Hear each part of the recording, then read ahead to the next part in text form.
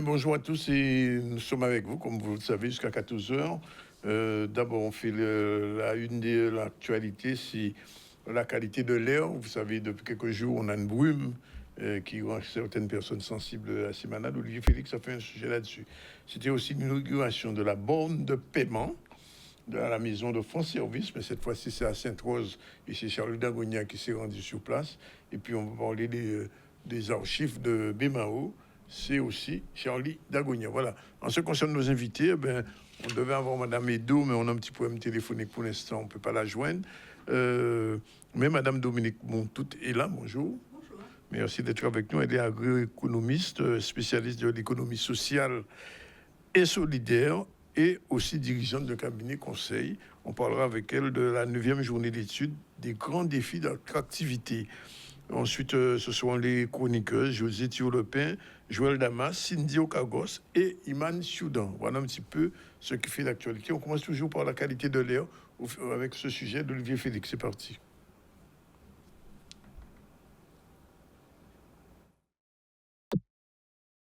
Depuis hier, la Guadeloupe subit un épisode de pollution lié aux particules fines PM10. Donc la qualité de l'air est très affectée par cette pollution. Et nous sommes actuellement en niveau orange depuis hier. Donc dans les prochains jours, on doit s'attendre à ces brumes qui continuent jusqu'à demain, après-demain. On va certainement continuer à dépasser le niveau orange, donc le seuil d'information et de recommandation. Pour le moment, on dira qu'on va dépasser le seuil d'information et de recommandation. Et si ce niveau continue à être dépassé plus de 3 jours, on va passer en rouge sur persistance ou en rouge tout court. Ça dépendra des données qu'on aura. Pour les personnes vulnérables, donc les enfants, les personnes âgées, les personnes qui ont des pathologies respiratoires ou cardiaques et même les femmes enceintes, donc on recommande des sorties les plus brèves possibles, de limiter le sport et de faire attention aux axes routiers, de ne pas aller sur les axes routiers les plus fréquentés si possible. Oui. Avec les 5 personnes. Il est là? Oui, il est là. Tu l'avais invité? Non.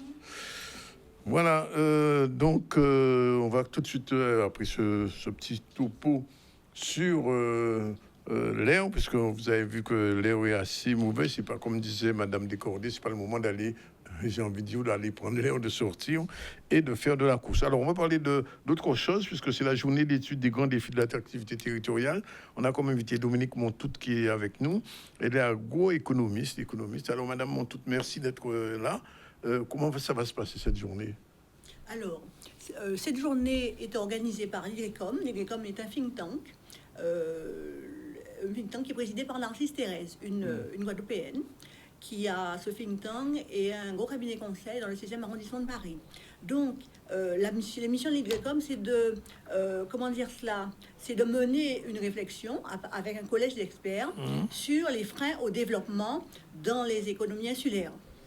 Voilà. Et alors, oui, mais alors, je vous dis, c'est, enfin bon, il y a des gens qui ne savent pas, l'agroéconomie, j'imagine ce que c'est. Ah, ça n'a rien à voir. Ça, c'est voilà, ça, c'est mon. Ah oui, ça n'a rien à voir avec ça, votre, c'est ma. votre formation. Ma formation. Et donc, la journée d'études sur les grands défis de l'attractivité territoriale. Alors, quels sont ces défis? Alors, donc je vais vous dire, le thème oui. de la journée, c'est l'emploi dans les territoires transocéaniques français face émerger du mal développement. Oui. Voilà. Donc, c'est une journée d'études qui est organisée en partenariat avec France Travail. Et concrètement, oui. ça va déboucher sur quoi?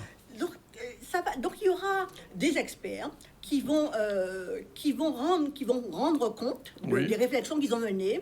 Il y aura des témoignages de personnes qui ont notamment des Guadeloupéens, des Martiniquais, des gens des économies insulaires, qui vont témoigner des problématiques qu'ils ont rencontrées en matière d'emploi dans les départements d'outre-mer. Oui, mais vous n'avez pas répondu à la question. Je vous posais quels sont les thèmes de l'attractivité, quels sont les sujets? C'est-à-dire journée d'études des grands défis de l'attractivité. Alors, je demandais quels sont ces défis. quels sont ces défis alors, ça, c'est le thème que je n'ai pas choisi, hein, donc je me retrouve à devoir le justifier. Ce thème que je n'ai pas choisi, ce que je peux vous dire, c'est une journée qui sera organisée autour des problématiques de l'emploi et du mal développement dans les territoires d'outre-mer. Alors, aussi bien en Guadeloupe, en Martinique qu'ailleurs, mais Oui. alors, quel va être le type de votre intervention, vous, Père? Alors, moi, je vais intervenir sur mon expérience, mon Oui. parcours. Oui. Je vais témoigner. Alors, qu'est-ce que vous direz? Quels sont vos témoignages? Quels témoignages vous ferez? Eh bien, je dirais que ça fait 40 ans que j'ai essayé de contribuer au développement de la Guadeloupe. Oui. À quel niveau? À quel niveau? Eh bien, déjà, quand j'étais sur mon projet de thèse et que je travaillais, je réfléchissais sur un modèle de développement économique qui s'appuierait sur le développement de l'agriculture et de l'agroalimentaire. C'était en 1987. Oui. Voilà. Donc, j'ai eu beaucoup de mal. Est-ce que, à votre avis, aujourd'hui, ça s'est amélioré un peu et que le développement économique au niveau de l'agro, ça va un peu mieux? Ça va un peu mieux, mais c'est pas encore ça. Il y a le problème du foncier Oui. qui n'est pas réglé. C'est-à-dire? Eh bien, les agriculteurs peinent à trouver des terres. Oui. Les jeunes peinent à s'installer. Les agriculteurs... Il y a des terrains quand même, il y a de la terre, il y a du foncier ici. Parce que le conseil départemental possède combien on m'a dit, plus de 10 000 hectares. Mais justement, Oui. avec mon cabinet de conseil, j'ai eu accompagné un agrotransformateur qui voulait de la terre. Oui. J'ai contacté le conseil départemental. Il m'a été dit qu'ils étaient en train de faire un diagnostic, pour savoir combien de terres, etc. Donc c'est assez compliqué. Et ça n'a pas abouti? Ça n'a pas abouti. Et donc, alors, cette question de diagnostic, j'en ai entendu parler, mais quand même, quand on voit les marchés qui se font chaque semaine, enfin, un peu partout en Guadeloupe, on voit quand même qu'il y a beaucoup d'agrotransformateurs maintenant. C'est vrai, mais parce que même Cap Excellence est en train de monter l'agroparc. Donc, c'est la preuve que l'agrotransformation se développe. Il y a énormément d'agrotransformateurs. Oui. Mais ce sont des gens qui vendent sur les marchés. Mais c'est pas ça qui va nourrir son homme. Il y a un problème de distribution. De distribution, oui. Eh bien, c'est ça l'agroparc, justement. Ce sera le moyen de réunir tous ces gens-là. Oui. Alors, AgroPark, selon ce que j'ai compris, c'est un laboratoire qui permettra aux agrotransformateurs d'avoir le matériel pour transformer. De vendre aussi. Et aussi, oui, c'est ça. Il y aura un village artisanal pour vendre aussi. Oui. J'espère que ça sera suffisant, mais c'est pas suffisant. Non, j'ai pas dit que c'est suffisant. Non, mais je vous disais que par rapport à 87, vous me disiez quand vous aviez fait l'étude, aujourd'hui, les choses ont quand même bougé. Ça a bougé un peu. Oui. Ça a bougé un peu. Qu'est-ce qui manque à votre avis? Eh bien, il manque peut-être une politique volontariste. Je parle du problème du foncier. Il y a beaucoup de jeunes agriculteurs qui souhaitent s'installer. Oui. Ils ne trouvent pas de terre. J'ai l'exemple d'un Guadeloupéen qui avait, avec d'autres personnes, ils se sont installés, une association les a installés sur une terre, un terrain. Ils ont cultivé le terrain pendant 1 an. L'ONF les a chassés et a détruit tout ce qu'ils avaient planté. Ils avaient l'autorisation de s'inscrire? C'est vrai que c'était un mouvement un peu revendicatif. Voilà, ils oui. n'avaient pas l'autorisation de s'installer, mais ils n'ont pas de terre. C'est pour vous dire que ça illustre le problème. Alors, à l'inverse, je crois savoir qu'il y a des agriculteurs qui ont eu des terres dans le Nord-Grande-Terre. Je me souviens plus. À Pointe-Noire? Non, dans le Nord-Grande-Terre. Oui. Dans le Nord-Grande-Terre. Je vais trouver le nom de lieu. Et plus de 3 ans, 4 ans après, ils n'avaient rien fait non plus. C'est-à-dire? Ils n'avaient rien planté, ils n'avaient pas utilisé le terrain.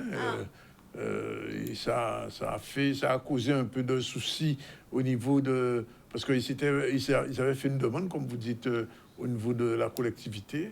Et résultat des courses, ils ont eu cette terre et puis ils n'ont pas fait rien avec. Ah, c'est bien embêtant. Oui. Alors que d'autres recherches. Oui, c'est ça.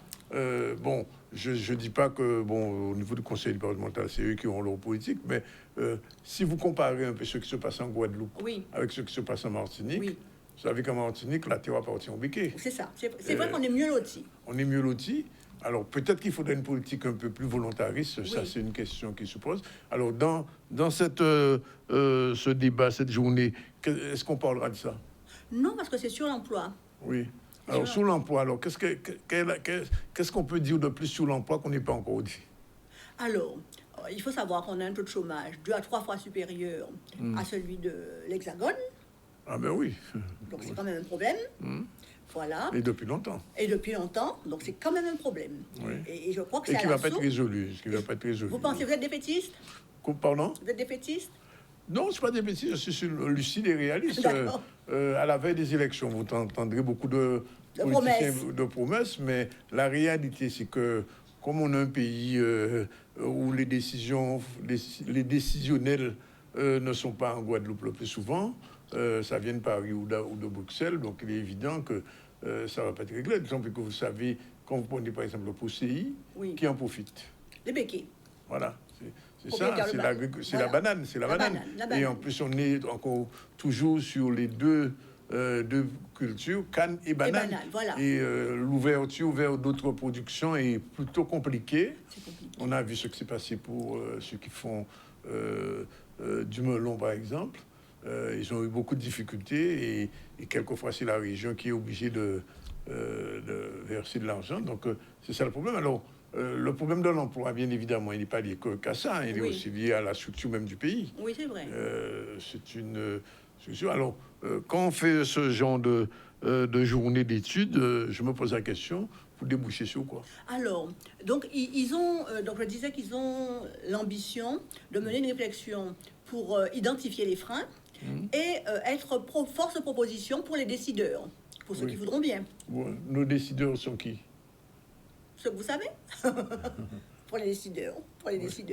Oui, parce que je vous dis ça pourquoi? Parce que je vois qu'il y a beaucoup de réunions de ce type-là qui se font. Oui. Et puis, rien ne bouge. Les lignes ne bougent pas. Oui. Oui. Alors, peut-être que vous aurez des propositions à leur faire. J'espère. Narcisse Thérèse, que j'ai rencontrée, ça fait pas si longtemps que ça, me semble intéressante. C'est par exemple quelqu'un qui a son think tank, c'est quelqu'un qui a un réseau international. Oui. Dans son think tank, elle a des gens qui viennent de Tanzanie, des Philippines, etc. Oui. Donc c'est quelqu'un qui est solide.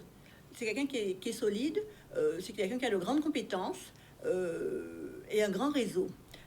Donc, je ne sais pas si en Guadeloupe ou en Outre-mer, ils sauront saisir cette opportunité-là, mais je pense qu'ils devraient la saisir. Bon. Ben, écoutez, je vous souhaite une bonne journée. C'est la 9e, c'est ça?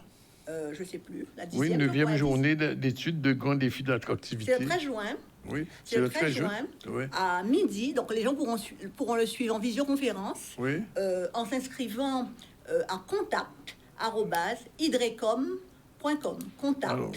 Contact, C-O-N-T-A-C-T, contact, arrobase, idrecom, idrecom.com. D'accord. À L'inscription est obligatoire. À partir de quelle heure? À midi. À partir de 12h? À partir de midi, oui.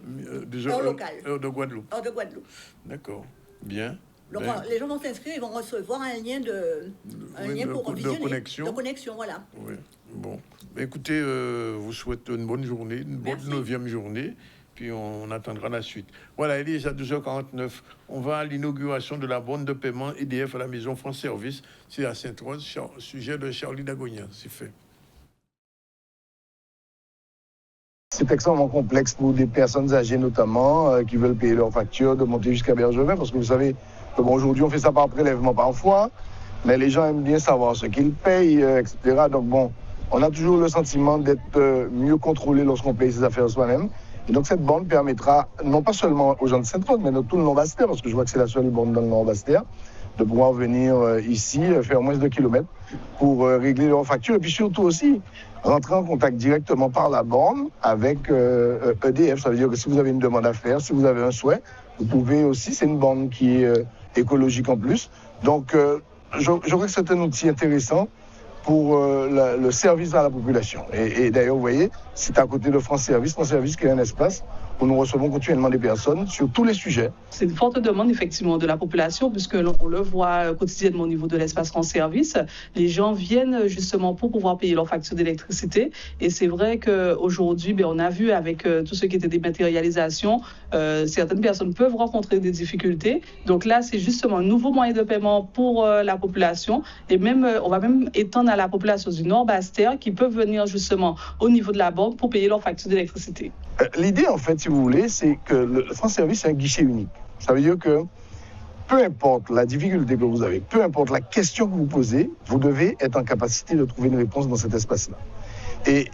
Alors aujourd'hui, nous avons, par manque de place, nous faisons des permanences tournantes. Ça veut dire que des institutions différentes viennent faire des permanences ici en fonction des jours, parce que on n'a pas assez d'espace. L'idée, en fait, c'est que nous puissions agrandir l'espace, avoir encore plus de disponibilité, puisqu'on va acheter le terrain qui est juste à côté, enfin, la maison qui est juste à côté, pour que nous puissions concentrer le maximum de services à cet endroit-là et permettre à la population de trouver toutes les réponses des questions qui se posent. On noue un partenariat de ce type avec une collectivité locale et une maison France Service en installant au sein de la maison France Service de Sainte-Rose cette nouvelle borne de paiement dans un contexte où on veut par cela, cette année où on fête les 50 ans de présence d'EDF sur le territoire guadeloupéen, on veut montrer à la population qu'en tant que entreprise de service public, on est un acteur en proximité des Guadeloupéens et que même si le paysage énergétique évolue, même si les attentes de nos clients évoluent, on a cette attente et on s'adapte parce qu'on propose des services en ligne, mais on a aussi cette attente et on y tient de maintenir notre proximité au cœur des centres-villes, au cœur des Guadeloupéens. Maintenant, mais pas en retour. Voilà, il est 12h52. On prend la première pause. On se retrouve tout à l'heure avec nos prochains invités. Monsieur Alain Morin, universitaire, qui viendra nous présenter une publication qui est faite depuis quelques temps par des jeunes étudiants. C'est tout de suite après cette pause. Restez avec nous.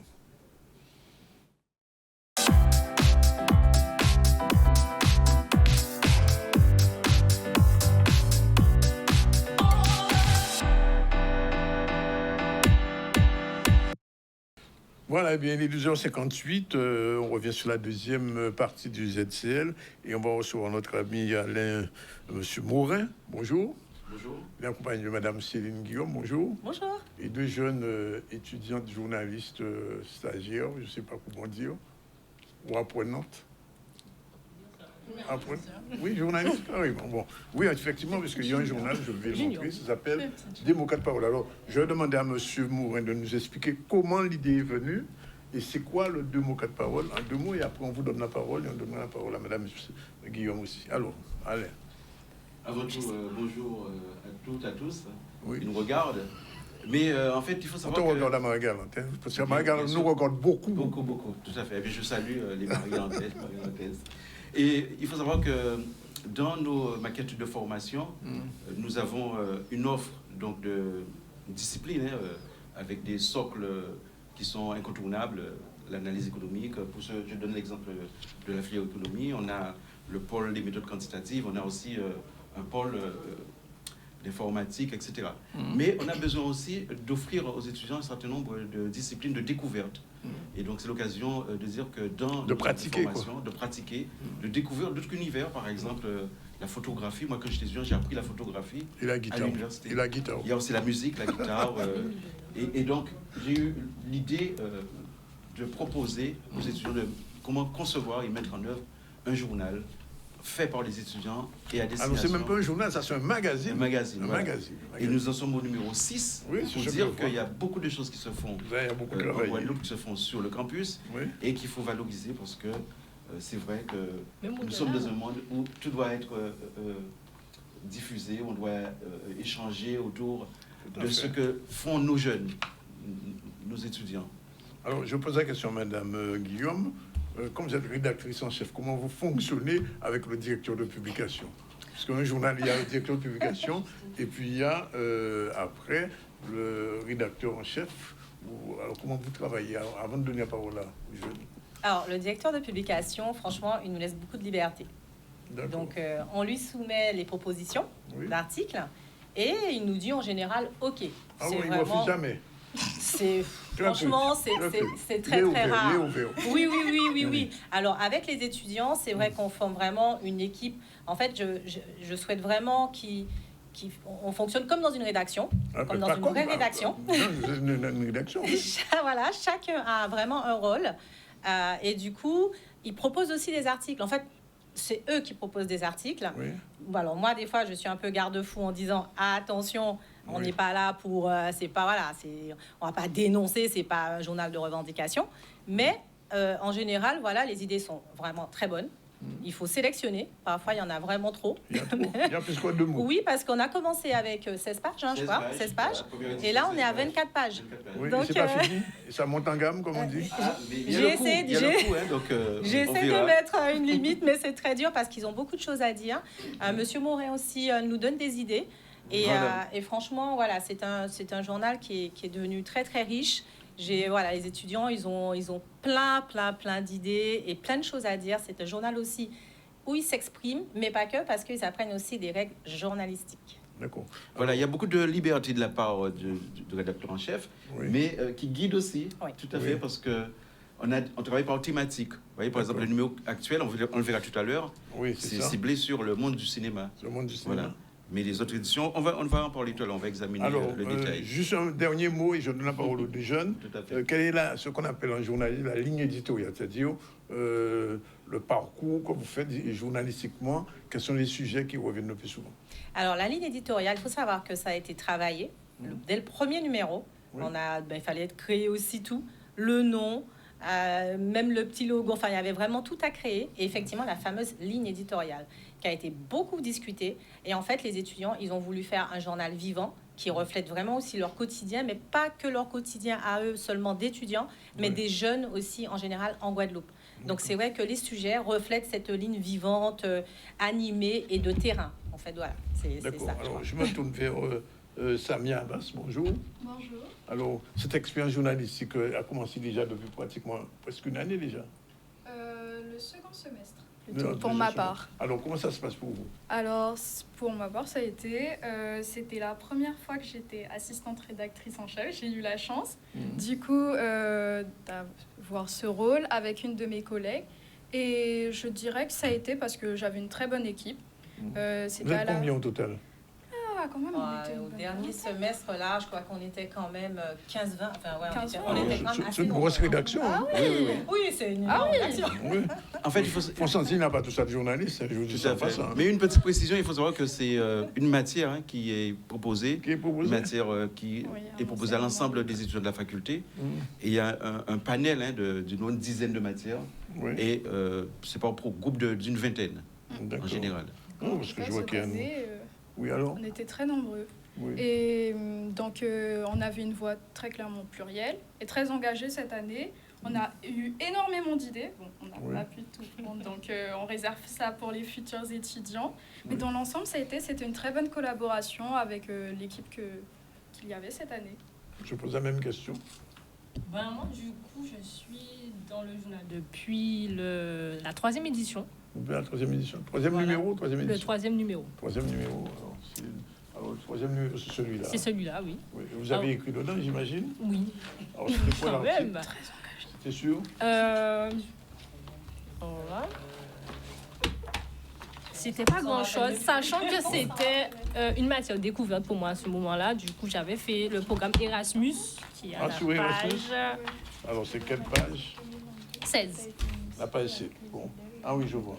Oui. Donc, c'était vraiment une matière découverte qu'on nous avait conseillé à l'école. Donc, j'ai voulu découvrir parce que les autres enseignements libres qui étaient sur la maquette ne me tentaient pas beaucoup. D'accord. Donc, j'ai tenté et du coup, j'ai découvert Madame Guillaume. Et je trouvais comme prof assez calme, assez posée, elle nous expliquait bien les choses. Et j'ai trouvé ça intéressant au fur et à mesure. Et du coup, les années suivantes, je continuais et je vais demander à Madame Guillaume pour le 5 et le 6. Oui. Le numéro 5 et 6, je suis venue bénévolement. Alors, l'autre question pour vous deux, c'est que vous êtes des étudiants en quelle discipline? Sciences politiques, toutes les deux. Tous les deux en sciences politiques? Pas la même année, mais en sciences politiques. Oui, parce qu'en général, les étudiants les journalistes, enfin bon, quand j'étais moi journaliste, soit on fait du littéraire, on sort du littéraire directement, ou alors on fait Sciences Po. Alors, est-ce que vous abordez les questions politiques? Je vais vous poser la question, Madame Guillaume. Est-ce que c'est dans la ligne éditoriale, c'est interdit ou bien il ne faut pas? Non, en fait, il n'y a pas que sciences politiques. Là, c'est le hasard. En fait, il y a aussi des étudiants en droit. Il y a des étudiants aussi en économie. En économie. Et des parce étudiants... qu'il est économiste. Non, mais il y a beaucoup d'étudiants en économie. Il y a beaucoup d'étudiants en économie et d'autres étudiants peuvent venir. Oui. Le jeudi après-midi, c'est là où on fait le comité de rédaction. On concocte le journal. Oui. Et d'autres étudiants peuvent venir librement. Ça peut être, voilà. Donc, il n'y a pas de matière. C'est vraiment... quelqu'un en médecine peut venir, quelqu'un en sport. Enfin, c'est vraiment ouvert à tous, quoi. C'est vraiment pour tous les étudiants de l'université. Et ça va continuer pendant combien de temps? Je veux dire, bon, puisque vous êtes déjà en numéro 7, ça veut dire que... Voilà, en fait, il faut savoir qu'on a 2 semestres sur une année. Oui. Et donc, chaque année, on va... 2 numéros par semestre? 2 numéros par année. Par année, c'est ça? 2 numéros par année universitaire, tout à fait.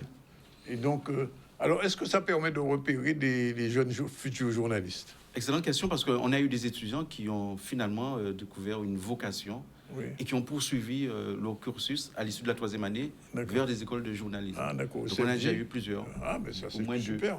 Voilà. Bon, mais j'espère pouvoir récupérer une ou deux d'ici quelques temps. Voilà, mais oui.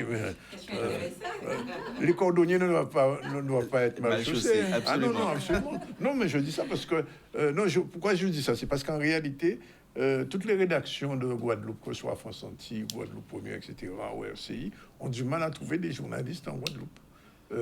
Les journalistes sont formés quelquefois en France, ils restent, ils vont à Ouvine, ou alors c'était pas... Parce qu'une fois, j'avais posé la question au président de région, pourquoi il n'y avait pas un centre de formation au métier de la presse ici? Il m'a dit, etc., etc. Bon, alors maintenant que vous faites ce job-là, ben ça c'est important. Il faut, comme on dit, monter en gamme. Tout à fait, c'est une initiation à la découverte du monde, de l'analyse, de l'actualité, du journalisme. Et alors, je vais en profiter pour vraiment adresser mes grandes félicitations, mes remerciements à Madame Guillaume Céline, qui fait un excellent travail d'encadrement. Donc, l'idée, c'était d'avoir de concevoir le concept et la conception, et ensuite la mise en œuvre sur le terrain, l'organisation, la dimension professionnelle, c'est elle qui l'apporte. Donc ça, c'est très important. Guillaume, vous savez quelque chose? Vous savez que les journalistes ne prennent pratiquement jamais de vacances, mentalement au moins. Non. Alors ça veut dire que vous suivez l'actualité tous les jours, vous lisez les journaux, vous êtes sur le net, comment vous faites? Non, j'essaie vraiment de me détacher, parce que sinon, après, il y a quand même trop d'informations. Et non, je prends du recul, franchement, oui. Mais en tout cas, voilà, c'est vraiment une expérience formidable. Alors, elle était très gentille, Monsieur Morin, merci et tout, c'est sympa. Mais il faut savoir aussi, non, je ne suis pas tout le temps calme et posée. C'est très gentil, Samia. Vous vous déconnectez de temps en temps? Non, mais à certains moments, quand il faut faire la maquette, parce qu'on fait la maquette aussi. Ah, vous faites la maquette aussi? Oui, on n'est pas... c'est de A à Z, c'est pas... C'est tout juste si vous n'imprimiez pas? Presque, c'est la prochaine... prochaine stade, c'est l'impression. C'est la prochaine étape, c'est l'impression, mais c'est de A à Z. Je leur apprends les bases, en tout cas de la maquette et tout, etc. Et après, on concocte c'est de A à Z. Les photos sont faites aussi par les étudiants? Les photos, ce sont les étudiants. Ils ont tous un rôle. C'est fait avec du portable ou avec un appareil photo? Ça dépend. Ça dépend. Moi, en général, j'essaie de le prendre plus avec un téléphone. Alors, je pose toutes les deux la question. Est-ce que vous avez envie d'être journaliste demain? Au cas où? Pourquoi pas? Ça peut être une hypothèse pour moi. Oui, non, mais c'est une hypothèse. Je pose la question. Oui, je suis sur la bonne direction. C'est vrai qu'à un moment, c'est vrai qu'on... il y a pas l'adrénaline, parce que pour certains, c'est l'adrénaline et pour certains, c'est le stress. Ça, c'est vrai. Parce que quand il y a le bouclage, parce qu'on fonctionne comme une vraie rédaction, on dit telle date, tout doit être rendu. J'aime pas que vous dites comme une vraie rédaction, comme une rédaction. Mais alors, du coup, certains sont un peu bousculés. C'est vrai, parce que du coup, les rédacteurs en chef aussi, les assistants rédacteurs en chef sont chargés de bousculer tout le monde pour dire attention, il faut rendre à tel. Vous savez comment ça fonctionne? Quand on donne un article, on propose un article, il y a une deadline.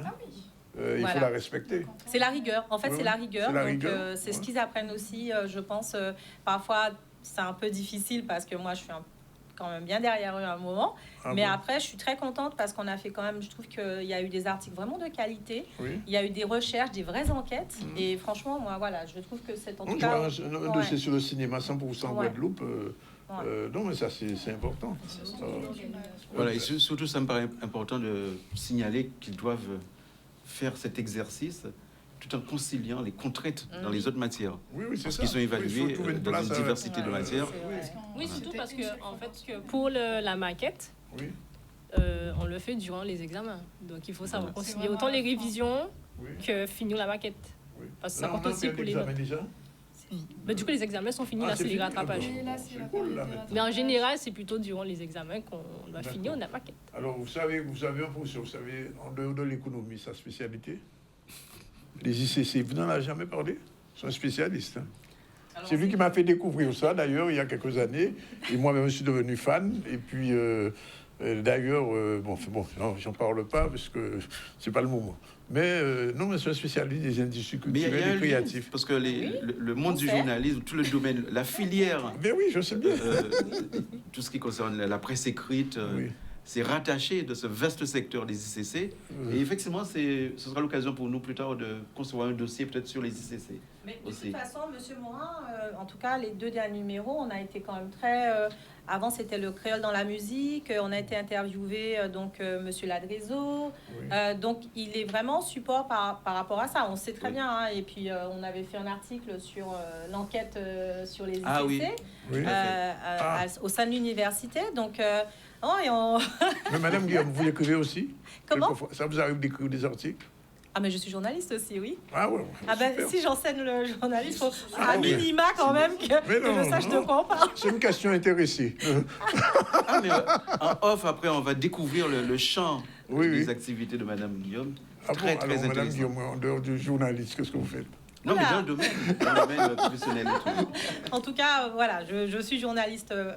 J'étais journaliste pour le magazine En Forme. Maintenant, il y a le nouveau magazine Santé Rimed. Oui. J'ai ma boîte, hein, j'ai mon agence de communication écrite. Le nom me revient maintenant. Ah bon? Oui. Non, je disais bien que bon, d'accord. Okay. D'accord, mais en tout cas, voilà. Mais c'est une aventure passionnante parce que ce sont des jeunes et qui ont vraiment beaucoup de choses à dire. C'est vrai que M. Morin, franchement, c'est une super idée. Surtout que cette idée, moi, je félicite. Ah oui, et puis elle est apparue après juste le Covid. Oui, donc les étudiants étaient en train de revenir à l'université et il y avait, ils étaient complètement désorientés quelque part. Il fallait trouver vraiment un outil qui fédère, et franchement c'était une très très bonne idée quoi. Donc là je suis contente, on est au 6e numéro. Non, c'est vraiment une bonne chose et donc régulièrement portez-moi le numéro quand il sort de manière à ce qu'on fasse un petit peu de publicité. Et on parlera volontiers de ce que vous faites. D'ailleurs, il m'avait dit ça depuis très longtemps. On n'avait pas pu se voir, mais je félicite et je vous félicite parce que c'est rare de trouver des jeunes journalistes en Guadeloupe. Je vous assure, hein, c'est une denrée très rare. Vous êtes presque pratiquement des pépites, comme on dit. Alors, ne lâchez pas. Continuez. Et puis, Madame Guillaume, bon, elle est déjà dans le coup. Et une suggestion de thème. Oui. Le prochain thème, ça va être la danse traditionnelle en Guadeloupe. Ah ben voilà, alors, voilà un sujet. Alors, nous avons fait un article. Dans quel numéro? Tessa Dabrion sur le dernier numéro. Dans le numéro 6? Ouais, sur le numéro 6. Ah ben voilà. Ah oui, Tessa Dabrion. Sur Tessa Dabrion. Voilà. Non mais les étudiants ne ratent aucune info. Il y en a qui étaient venus à l'Académie du CAR. Ah, c'était voilà, ok. Mais oui, mais je vois. D'accord. Ouais. Mais ils sont maintenant, ça y est, ils sont partout maintenant. Les étudiants de Démo 4 Paroles sont tous en vacances. Ils sont tous en enquête. Non, ils sont sur le terrain partout. Je trouve que c'est important de varier tout simplement les thématiques. Non, c'est bien. Non, je vous assure que c'est une bonne surprise pour moi. De toute façon, en tant que journaliste, c'est une bonne surprise. Et je peux que vous dire de continuer. Et vous avez un bon mentor, donc profitez vraiment. Et à la rentrée, on verra. Qu'est-ce que je pourrais faire avec vous? Et on a fait d'ailleurs, on avait une page aussi sur les médias. Sur les médias, je signale aussi, oui. Dans quel numéro? Je crois que c'était le 5. Ouais, le 5, je regarde. C'était sur Radio Sophia, je crois que c'était ça. Guilain-Nouron, Horizon. Ouais, Radio Sophia, je crois. Ah, Radio Sophia, d'accord. Donc pourquoi pas Canal 10 pour le prochain numéro. Vous serez toujours les bienvenus ici, pas de problème. Chaque fois que vous aurez un numéro, vous viendrez me le présenter en direct. Voilà. La proposition. Et moi, juste un mot pour dire que, effectivement, pour le devenir de notre pays que nous aimons tant, on a besoin de libérer les potentiels des ICC. Et en particulier, puisque nous sommes sur cette thématique, voilà, journalisme, médias, presse, on a besoin de libérer la créativité de notre jeunesse. Oui, c'est un bon, vraiment c'est un bon tremplin, et je ne peux qu'encourager ça en tant que journaliste. Vraiment, je suis agréablement surpris et c'est pas peu dire. Donc, welcome. Ok. À bientôt. Ah, c'est déjà fini. À la rentrée. Merci. Alors, juste une dernière question. Il y aura un numéro spécial sur les ICC un de ces jours? Oui. Oui, c'est prévu. Mais je pense que ce serait intéressant d'avoir une prochaine table ronde sur cette thématique et de voir ce qu'on pourrait explorer comme champ d'analyse. Parce que tu sais, je te donne une petite information. Caribule devient le festival des ICC de la Caraïbe. Okay. Voilà. Ouais. On change les... voilà. Donc, grâce à toi. Ça me permet aussi de dire que samedi dernier, en plein Festival Terre de Blues, j'ai assisté et j'ai présenté une communication sur la thématique, donc justement des opportunités, le champ des possibles avec les ICC à l'université de Saint-Martin, de Sint-Martin. Oui. Et voilà, je commence aussi des chantiers avec eux. Bon, voilà, on est en phase, pas de problème. Merci en tout cas. Ne partez pas, vous allez écouter Madame Manjipon, on l'appelle. Elle a une rubrique qui s'appelle Merci l'habitude. Générique, c'est parti.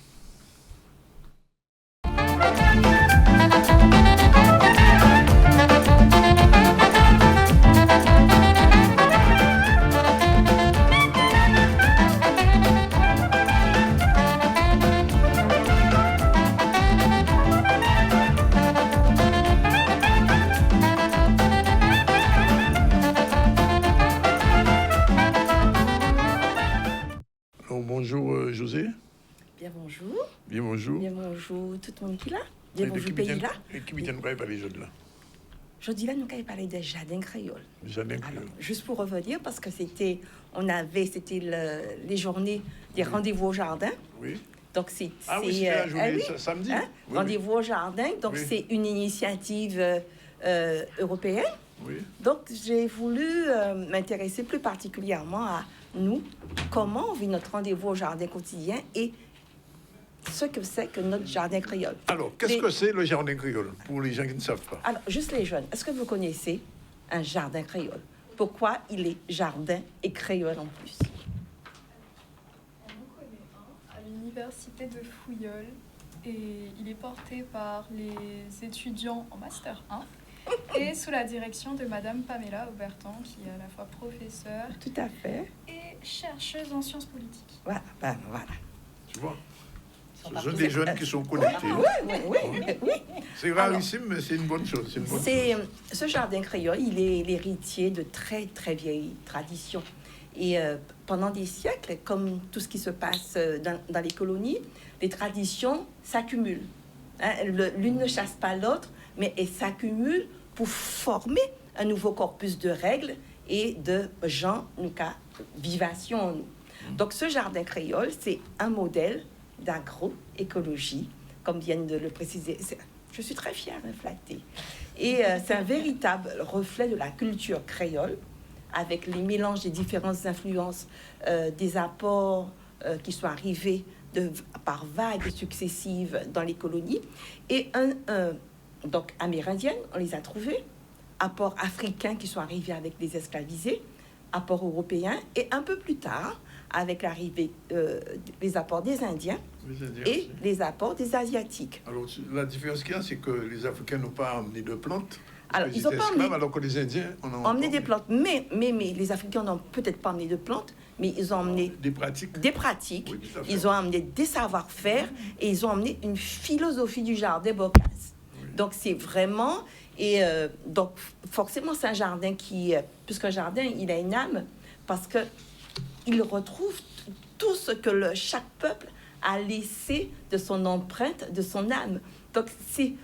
Moi, j'ai presque envie de dire des âmes qui se sont accumulées au fur et à mesure des siècles, au fur et à mesure des souffrances. Mais pour que ta culture puisse continuer à vivre dans une colonie où tu n'as pas le droit d'être un humain, donc c'est aussi un jardin de résistance.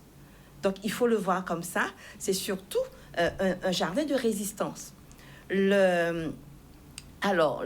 Au départ, ce jardin créole, il naît parce que les maîtres qui étaient censés nourrir les esclavisés le font très mal, ou si peu, et leur donnent un petit lopin de terre pour pouvoir cultiver des choses, et se disent comme ça on sera débarrassé de devoir les nourrir.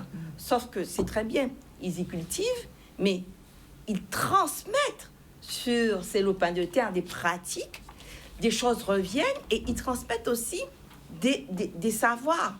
Le moment du jardin créole, c'était aussi un lieu de rencontre. Tout à fait. Hein? Un lieu de rencontre, un lieu où s'échangeaient des choses. Parce qu'en dehors du temps, il faut bien se situer dans le contexte de l'époque, où pas ni doit parler, où pas ni doit changer, où pas ni doit bocanter. Et en plus, le jardin, c'était seulement le samedi hein, qu'ils pouvaient... Le dimanche. Le dimanche, pardon. Le samedi, on travaillait, monsieur. Ouais. Donc, le dimanche, il y avait le culte et le jardin. Donc, pendant ces instants de jardin, beaucoup de choses s'échangeaient. Donc, sur ce jardin, on a fait pousser des choses, on a fait pousser beaucoup de choses, et les plantes, les végétaux qu'ils ont trouvés sur place, ils les ont fait pousser, mais surtout dans la cuisine, ils les ont aménagés avec les survivances de l'Afrique.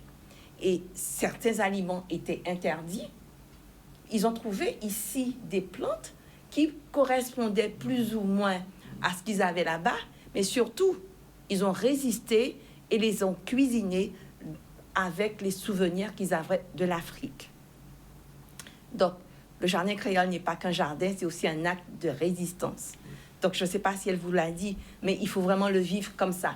Un acte de résistance où on a posé notre humanité à travers ce jardin. Comment ils s'organisaient, le jardin? Alors, c'était vraiment un mouchoir de poche où tu devais faire pousser énormément de choses dessus. Donc, toutes tes connaissances, tout le rapport que tu as à la nature, mais ma foi, il est mis en évidence, il est mis en lumière, et surtout ton inventivité, parce que tu n'as rien pour faire tout pousser. Ouais. Donc, et ce jardin, alors le dimanche, c'était un jour libre, ils avaient deux choses, le culte obligatoire et ce jardin. Alors, le jardin, il avait quelle dimension il avait à peu près à l'époque? Je te dis, c'est un mouchoir de poche. Un mouchoir de poche, un mouchoir de poche. Quand tu avais un jardin plus ou moins grand, c'était du bonheur. Mais globalement, il était presque ridicule, ce jardin créole. Le maître n'allait pas te donner un jardin pour faire... voilà. Donc, vraiment, imaginez que sur un tout petit espace, on devait faire pousser le maximum de choses. Parce que ce qui poussait sur ton jardin, de ça dépendait ta survie. Le maître, il t'a donné un jardin, il ne va pas te donner à manger, c'est clair. Donc, tu devais faire pousser le maximum de choses. Donc, inventivité, tout ce qui avait... les choses qui étaient revenues, qui étaient transmises, et puis ton rapport à la nature. Parce qu'il ne faut pas oublier que c'était des peuples, et les Amérindiens, et les esclavisés, qui avaient un rapport très singulier à la nature. Donc, tout ça se met en évidence et se met en lumière pour donner des jardins créoles. Voilà. Donc, le jardin créole, il se décline de diverses façons. Donc, le jardin créole, tout près de la maison, on l'appelle aussi jardin Bocase. C'est le jardin, tu vas tout faire pousser. Tu vas tout faire pousser sur un tout petit espace. Tu vas faire pousser à la fois des plantes d'ornement, des plantes médicinales, des arbres, des fruits. Et puis, ta maison même apportait les engrais, oignons de loi, poissons, cavoyer, en bas, en pieds orange et cabaye calcium. Oui. C'est comme ça se poussait. J'ai une histoire d'une grande-tante qui me racontait. Le matin, elle avait un jardin créole. À l'époque, je voyais qu'il était immense, mais en fait, il est tout petit. Elle te disait, les capatis pour sa caille qui est cuite.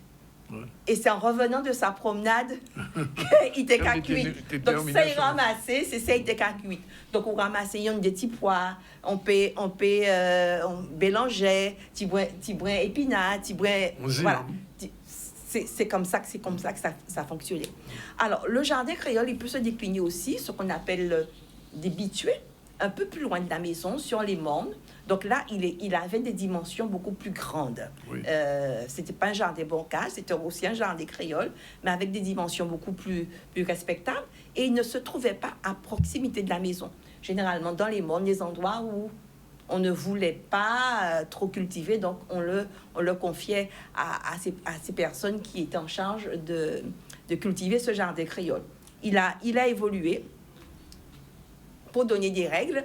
Alors, dans la Caraïbe, à La Réunion, en Guyane, c'est à peu près les mêmes règles de ce jardin créole. Le jardin créole a une organisation. C'est un fouillis, mais il a une organisation. La maison se trouve plus vers l'avant du côté rue. Quand tu entres, le jardin créole, il va t'offrir des fleurs d'ornement, beaucoup de fleurs, beaucoup de plantes, des plantes aromatiques, des plantes pour chasser les moustiques. Ensuite, ta maison, il y a la véranda. Et sur cette véranda, il y a aussi toutes les potées fleuries de ton jardin et des herbes pour chasser les bêtes, les moustiques. Au café de la fumée à douvent, et citronnelle, tout ce que tu plantes. À l'arrière de la maison et sur les côtés, il y a les grands arbres pour pouvoir apporter de l'ombre à ce jardin sans y faire trop d'ombre, parce que les plantes ont besoin de soleil aussi pour pousser. Et un peu plus loin, tu as les grands arbres comme les fruits à pain, et si ton jardin a une petite pente, après tu trouves tout ce qui est igname, légumineuse, voilà. Donc ton jardin respectait une certaine organisation qui n'était pas fait du hasard, c'était quand même du fait de l'expérience et de l'observation de la nature qui a donné cette organisation du jardin. Donc le jardin, il était à la fois ornemental et nourricier. Absolument, absolument. Mais l'organisation même du jardin créole, c'est un jardin où tu y trouves tout ce dont tu as besoin pour être heureux. Ou bien fleurs pour enjoliver casa, on y fleurs.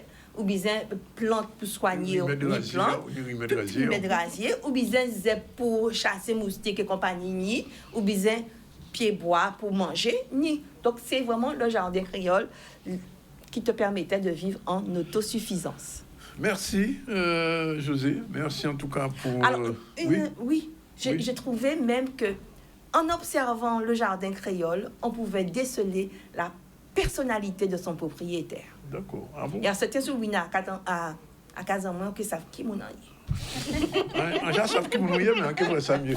Voilà, en tout cas, merci. 13h28, c'est la fin de cette deuxième partie du ZCL. Alors, je vous remercie. Les jeunes, je remercie Madame Guillaume, je remercie Alain qu'on ne voit pas assez souvent, mais enfin bon, j'espère qu'on est dans la rate numéro 7 là. Absolument, bien sûr. Bon, c'est prévu. Hein? Oui. Bon, vous serez là à la rentrée quand même. Oui. Oui, bon, ok. Bon. Non, mais je sais qu'en général, les étudiants, après la troisième année, quelquefois partent, etc. C'est pas votre cas. Non. Bon. Non, mais il y a la passion chez elle. Il y a la passion. Bon, ok. Bon, bonnes vacances en tout cas. Profitez. Madame Guillaume, comme on dit, déconnectez-vous un tout petit peu. Et à bientôt. Voilà, on a la deuxième pause. Merci beaucoup. Pas de problème, c'est normal.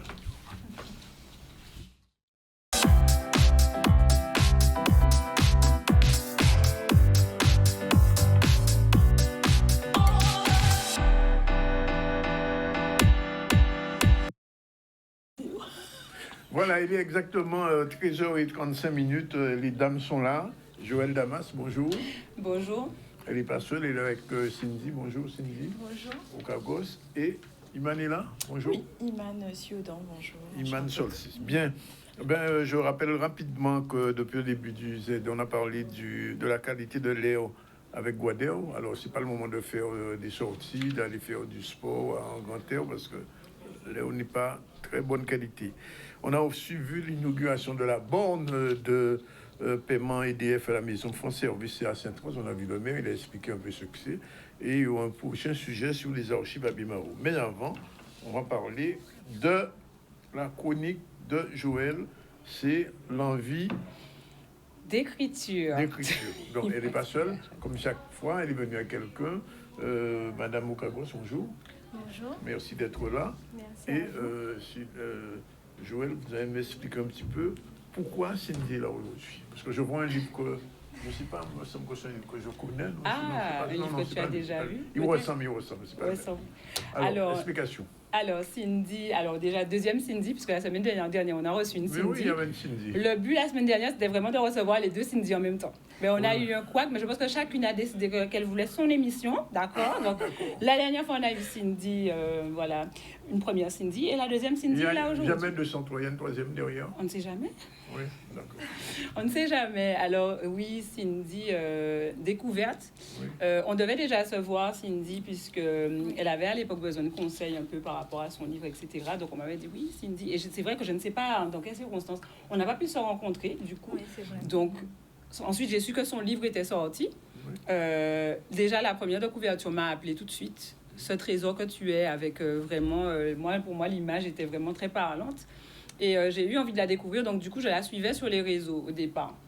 Ensuite, comme je vous ai dit, il y a 2 semaines, on devait se voir. Et puis finalement, j'ai dit, voilà, pourquoi pas réserver une émission qu'à Cindy et lire son livre. Et là, alors là...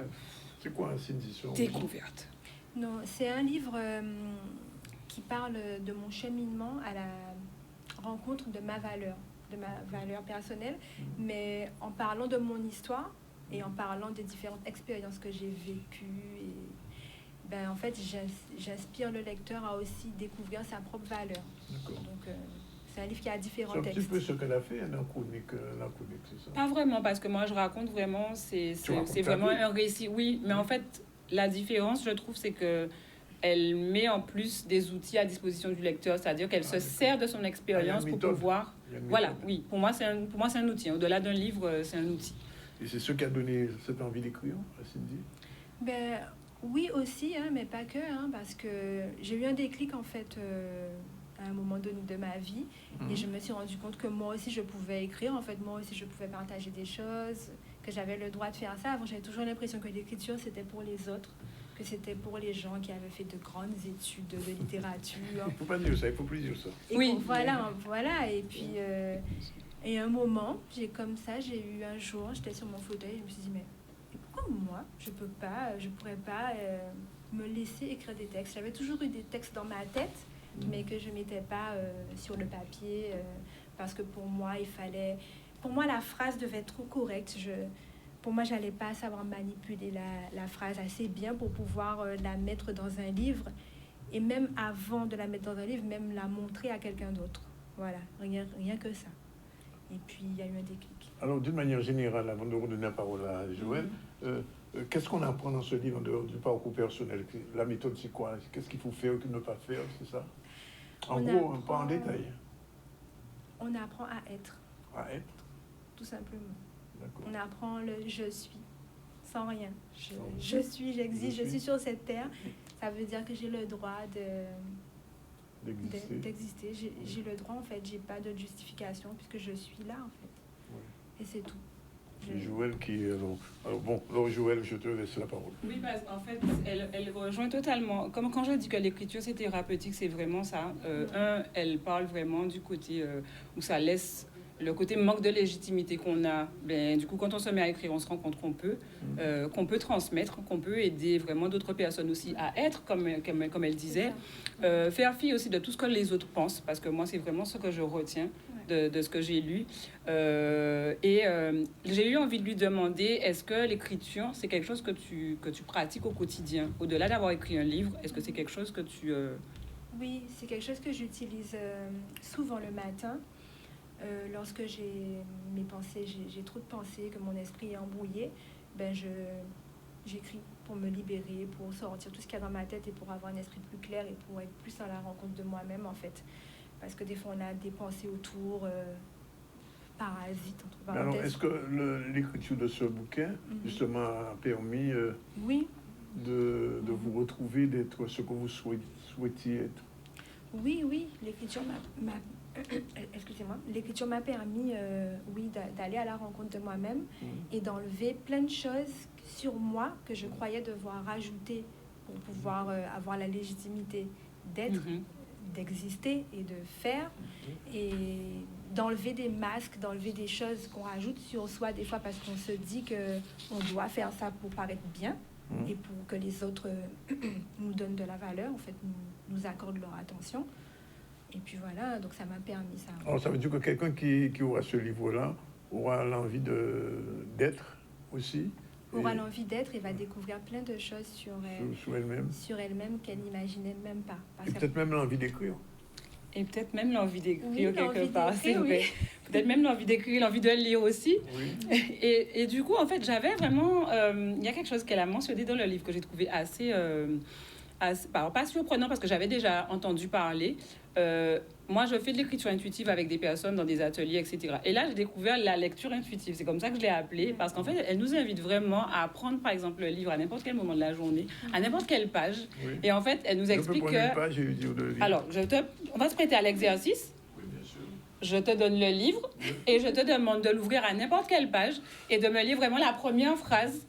Voilà, la Nous phrase sommes de ton déjà une belle création qui brille par le fait d'être là.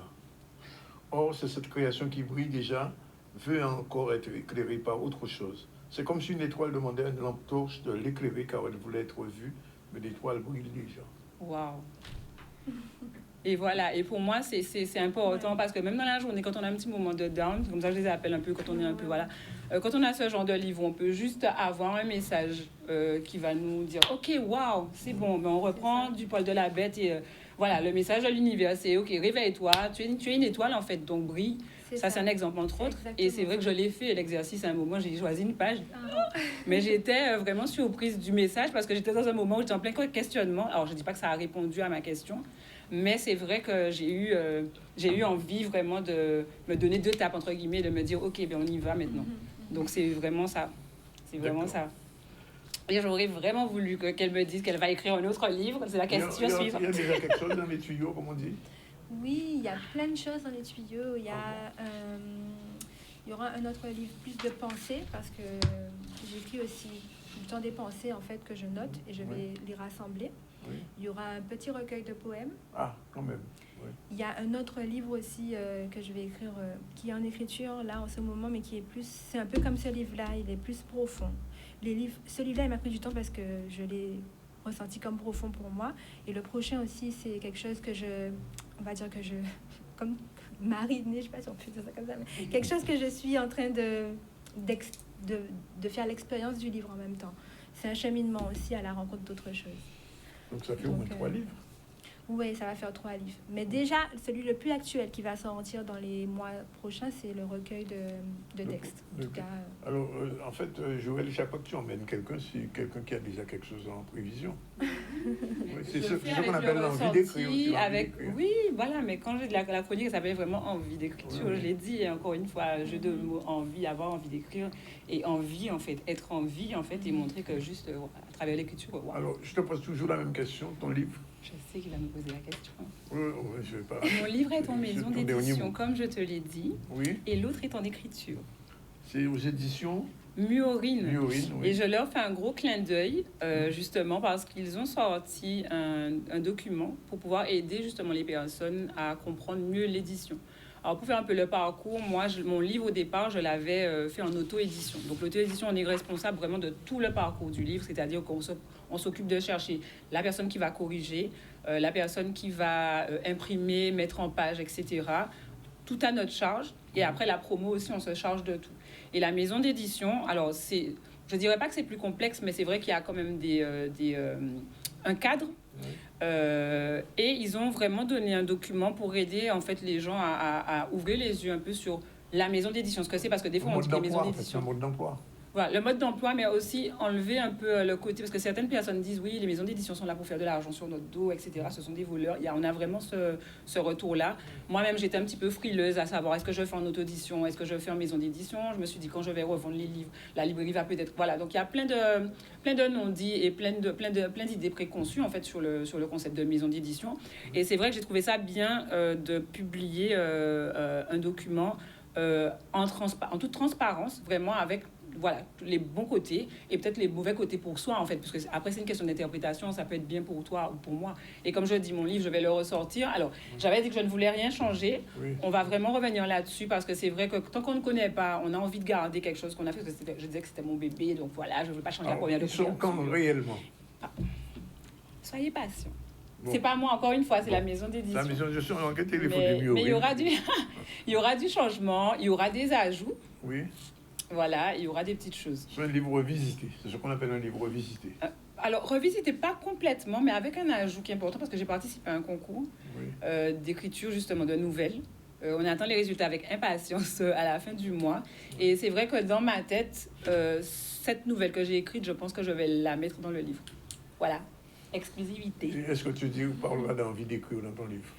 Est-ce que je parle d'envie d'écrire? Bon, j'ai rien dit. Qu'est-ce que tu en penses, selon toi? Moi, je ne sais pas. Ça fait partie de mon cheminement. J'ai à tous les 2 mercredis quand même, donc ça va en faire partie. Bon, ok, voilà. C'est parti. Merci en tout cas, Cindy. À bientôt. On attend la suite. Merci. Petit clin d'œil à Joanne pour la robe encore. Oui. Prochain vide dressing en août. D'accord. Ne le rate pas cette fois-ci. Vide grenouille. Non, vide dressing. Vide grenier. Iman aussi, tu es invité. Voilà. Chronique in Power, générique Iman Power. Bonjour. Bonjour.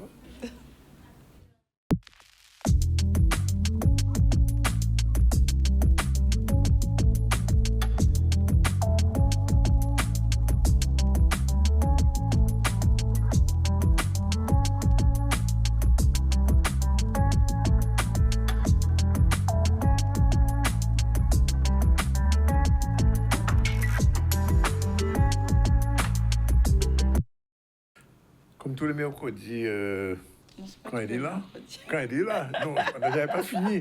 Quand elle est là, on va pas dire ça là pour. Solstice intérieur, ici tu redevenais ton propre soleil. On parlait d'étoiles. Voilà, aujourd'hui, je crois que c'est la thématique. On est en soleil, on a de la lumière. Exactement, on met de la lumière dans le cœur des gens avec le ZCL, n'est-ce pas? Le 21 juin, c'est bientôt. Le 21 juin, c'est bientôt et c'est une énergie un peu particulière. Alors, on va pas parler d'été, puisque nous ne sommes pas... Ah non, pas d'été. Non, pas surtout d'été. pas. On parle pas de thé, ça. mais pas d'été. Du thé, voilà. Mais voilà, dans le sens climatique, en tout cas, ça ne concerne pas la Guadeloupe, mais c'est quand même un passage énergétique qui est fort et c'est important de venir dessus et d'expliquer ce que c'est. Alors, déjà, le solstice... je suis obligée de dire d'été, du mois de juin, on va dire ça comme ça.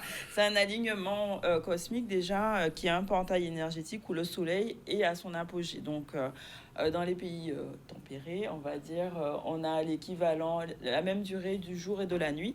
Et en fait, pour les anciens Égyptiens, c'était vraiment un moment sacré de renaissance et de lumière. Oui, Égypte, forcément, on va faire le lien, parce que ça annonçait la crue du Nil et c'était un signe de fertilité. Donc, c'était célébré avec des danses, forcément, en lien avec Isis. Et c'est un symbole de fertilité, de souveraineté, de sagesse. Et le temple de Karnak, par exemple, qui... oui, quand même. C'est aligné astronomiquement avec le solstice. Donc, il faut le savoir, c'est un vrai portail sacré. Voilà. C'est pour faire le lien avec... C'est le renouveau intérieur. C'est mon renouveau intérieur, voilà, c'est ça. Et même extérieur. Et même extérieur. Bon, j'ai rien dit. Bon, bref. Alors, et il faut savoir qu'en Afrique aussi de l'Ouest, il y a... c'était des rituels particuliers de purification. Il y avait une énergie collective qui était particulière avec des célébrations, des feux sacrés. On retrouve ça en Guadeloupe, par exemple, avec la Saint-Jean. Oui. Donc, Saint-Jean, c'est bientôt, là. Bien sûr, c'est le 24. Donc c'est Abemao. Chouette, voilà. Ça va être chaud cette année. Abemao. Non, mais Abemao, ça va être chaud cette année. Bon, enfin, je dis pas plus. D'accord, ça qui est chaud.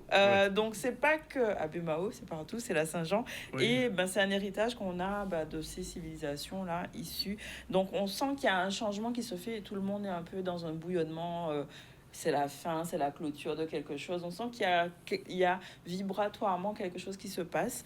Donc, moi, j'ai envie de parler de ce moment-là, de trouver ce moment idéal pour nous, femmes, de revenir dans son centre et de célébrer à nouveau cette lumière qui rejaillit à l'intérieur de nous pour aller vers sa souveraineté intérieure. Donc, on parle souvent de souveraineté alimentaire, d'autonomie, etc. Mais je pense que ça passe déjà Je vois invocation de fécondité soi. aussi. Ça passe déjà... Reste focus. Mais non, mais c'est pas moi qui dis ça. Restez focus. Voilà, il a retenu que ce truc dans la phrase. Non. Fallait bien que je retienne quelque chose quand même de la leçon. Activation du féminin, s'il te plaît. Activation du féminin. Et donc ça, c'est important. Pourquoi? Parce que c'est important pour nous, femmes, de sortir du faire. On est tout le temps du faire. On est dans une attitude un peu compulsive à tout gérer, à tout faire. Et sortir de ça, c'est aller vers l'acceptation du féminin qui est aussi sacré. Donc, de revenir à de l'équilibre, revenir à des choses douces, d'être dans la réceptivité, de se reconnecter à son corps, d'exprimer qui on est avec vérité. Donc, que ça soit par le livre aussi, mais par la voix, par la danse, par le corps. Et vraiment, un retour à soi qui est important. Donc, prenez le temps à cette période de savoir poser ses limites, de se réinventer en dehors de toute injonction à être dans des rôles particuliers, à porter des masques. Alors, c'est l'été du bon Dieu, des bonnes choses. En anglais, Summer Goddess. Summer Goddess, Goddess, parce qu'on revient à sa divinité, on va dire ça, et on revient à être des déesses modernes. Il ne s'agit pas d'être parfaite, mais d'accepter aussi ses parts d'ombre, puisque voilà, on est dans une recherche d'équilibre, et ça va passer aussi par se reconnecter à son pouvoir personnel. Merci, on se reconnecte. Non, mais c'est bien cool. Et se reconnecter à son pouvoir personnel, vous pourrez le faire avec Summer Goddess, qui est un programme en ligne que je propose pour permettre aux femmes justement de renaître. C'est pour les femmes, bien sûr. C'est pour les femmes, oui. Elle fait des choses pour les femmes. Je sais. Je l'assume, je suis là pour ça. Il y a d'autres personnes qui sont faites. Le brunch du Reste concentré, on n'a pas fini sur le Summer Goddess. Donc c'est un programme qui est en ligne, qui va commencer le 21 juin, donc jour du solstice. Et on va, à travers différents temps, pouvoir travailler sur sa reconnexion à soi, l'activation de sa présence charismatique, revenir à son leadership intérieur qui va impacter de toute façon sur sa vie professionnelle comme personnelle. Donc je vous invite à rejoindre ce programme. Vous avez le slide d'après pour scanner le QR code et avoir un peu plus d'informations. Et aussi revenir donc sur l'expression de soi. Donc ça va être avec le brunch Power Talks. Quand même. Oui.